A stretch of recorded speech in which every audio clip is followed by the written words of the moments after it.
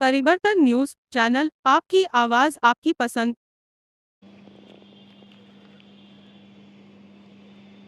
नमस्कार, परिवर्तन news channel में आपका स्वागत है। चैनल में नए अपडेट के लिए लाइक, सब्सक्राइब, कमेंट्स करें। ई अपडेट में आज किसान और मजदूर के न्याय की लड़ाई जारी रहेगी।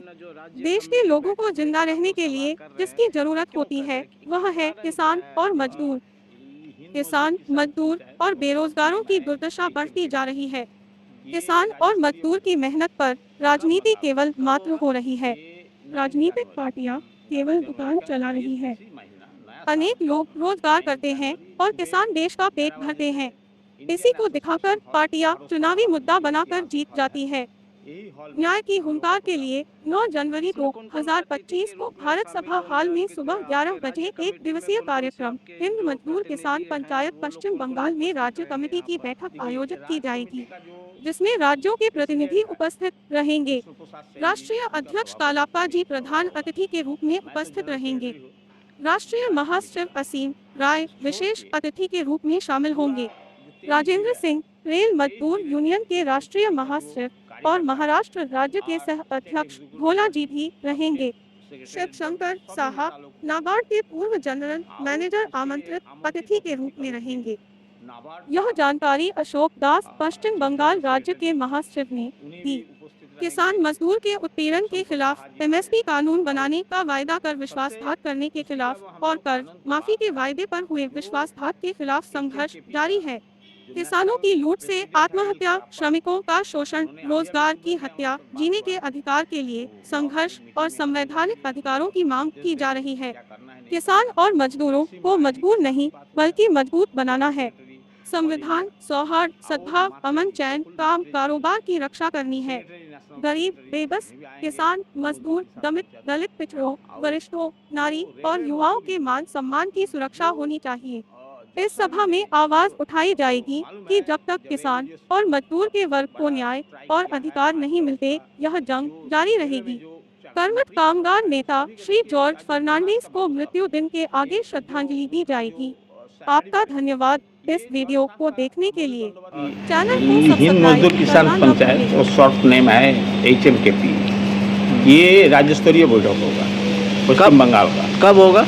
ये 9 जनवरी का, ये इसी महीना 9 जनवरी सुबह 11 बजे से इंडियन एसोसिएशन हॉल, भारत सभा हॉल, जो ऐतिहासिक हॉल है, यही हॉल में हम लोग का प्रोग्राम। राज्य कमेटी का जो प्रेसिडेंट है कृष्ण प्रसाद सेन जी, उनका सभापतित्व में सभा होगा। मैं तो जनरल सेक्रेटरी हूँ राज्य कमेटी का।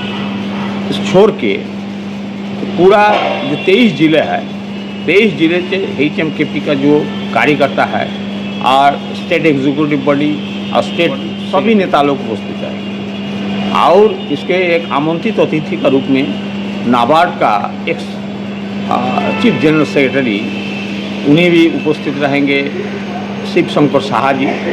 और सबसे खुशी का वो हम लोग का आनंद की बात है, जो HMKP का जो नेशनल प्रेसिडेंट है एल कालाप्पा जी, उन्होंने अभी सुबह में हमारे साथ बात हुआ है। वो 9 तारीख मीटिंग में हाजिर रहेंगे। हम लोग का क्या करना है नहीं करना है। असीम राय जी के साथ भी बात हुआ है, जनरल सेक्रेटरी ऑल इंडिया।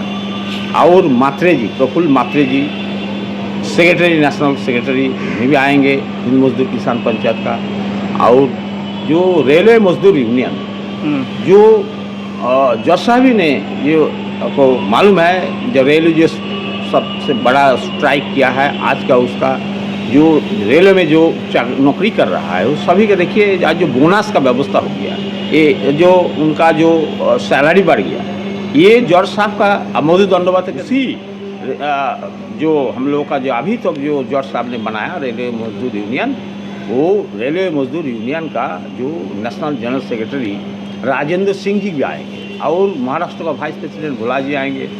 ये सारे तमाम कार्यकर्ता लोग तो आएंगे। इसके साथ साथ ये सब और ये हरियाणा से आएंगे, हरियाणा का प्रेसिडेंट, और झारखंड से आएंगे, झारखंड का प्रेसिडेंट, बिहार से आएंगे, बिहार का प्रेसिडेंट, सब तमाम प्रदेश का भी प्रतिनिधि है। ये प्रोग्राम स्टेट कमेटी का, लेकिन ये पूरा समागम होगा नेशनल लीडरशिप। ये हम लोग का एक इतिहास है।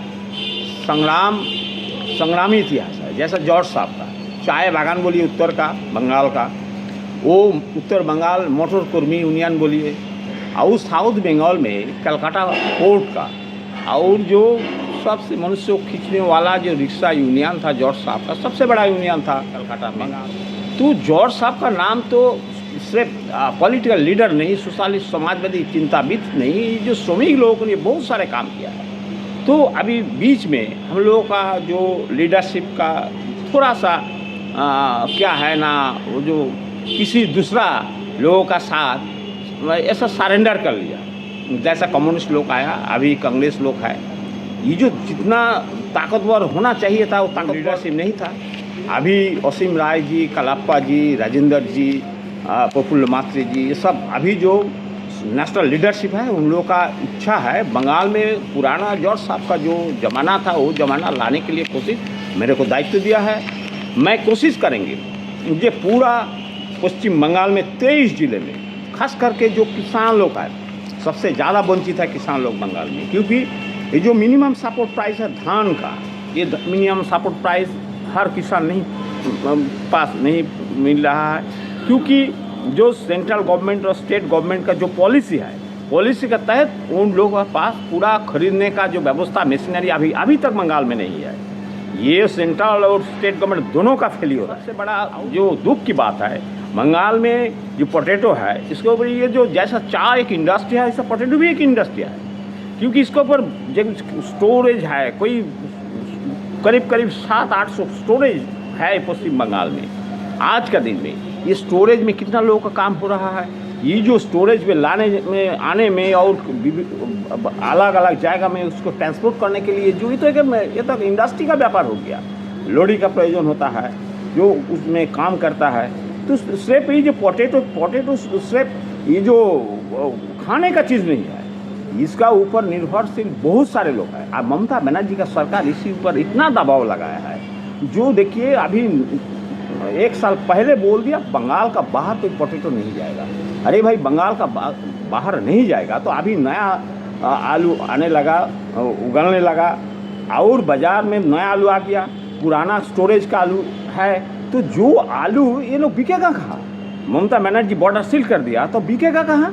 तो इसका ऊपर हम लोग चिंतन मंथन करने का बाद कैसे इसके दोनों सरकार का, जैसा भारत सरकार के ऊपर, जैसा बंगाल सरकार के ऊपर, दोनों का ऊपर जो किसान लोगों का जो सबसे नुकसान हो रहा है, और एक है जो संगठित जो मजदूर है और असंगठित मजदूर है। बंगाल में सबसे ज़्यादा समस्या है असंगठित मजदूर, बाहर काम करने जा रहा है, कितना समस्या झेल रहा है, इसका कोई अंदाज़ा नहीं है। ये कोई गवर्नमेंट का, स्टेट गवर्नमेंट का न और ना सेंट्रल गवर्नमेंट का। इसी के ऊपर हम लोग काम करेंगे, इसी का ऊपर हम लोग ये असंगठित, ज़्यादातर असंगठित श्रमिक और ये जो किसान लोगों के लिए हम लोग, देखिए महंगाई जो है ये तो पूरा देश भर है, जैसे कोई बंगाल में महंगाई है और दूसरा जगह में महंगा नहीं है, ऐसा नहीं है। ये जो देखिए आलू का कीमत आपने देखा है पश्चिम बंगाल में 35 रुपये से कम नहीं हो रहा, 35, 40, 45 इस तरह से जा रहा है। हाँ, यही तो बात बोल रहा है।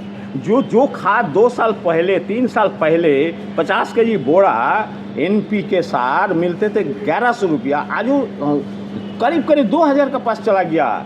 ये इसका ऊपर ये जो किसान का जो प्रोडक्शन कॉस्ट बढ़ गया है, उसका कौन ध्यान देगा, कौन देखेगा? सरकार देख रहा है पोटैटो का भाव बढ़ गया, आप लोग भी जनरल पीपल है, आप लोग भी बोल रहा है पोटैटो का भाव बढ़ गया, कोल्ड स्टोरेज का चार्ज बढ़ा दिया गया, ये जो बछाई करने का जो मजदूर है उन लोगों का चार्ज बढ़ गया है, लेकिन किसान का पास कोई पैसा नहीं है। किसान ठीक से उनका जो प्रोडक्शन कॉस्ट तक तो देखना चाहिए भाई। आलू 35 रुपया हो गया, जब से सरिसा का तेल 150 रुपया हो गया, जब तक अब दाल अपना 150 रुपया हो गया, वो खरीद कर सकता है। आलू पर 35 रुपया, जो लोग 1.5 लाख रुपया तनख्वाह लेता है महीना में, 1 लाख रुपया तनख्वाह लेता है, कम से कम 50,000 रुपया तनख्वाह लेता है महीना में, उन लोगों को 10 रुपया का आलू खिलाने का कोई हो सकता है? अरे योजना वो लोग को लिए हुए, गरीब गुरबा लोगों के लिए राशन है, राशनों के सिस्टम में जैसा चाल डाल जा रहा है वैसा आलू का व्यवस्था कर दीजिए। हर लोग का 10 रुपया 20 रुपया आलू खिलाने का कैसे आएगा? किसान कहाँ से देगा? क्योंकि जो प्रोडक्शन कॉस्ट 2 गुना 3 गुना हो गया। ये देखना चाहिए सरकार को, ना केंद्र सरकार देख रहा है ना राज्य सरकार देख रहा है।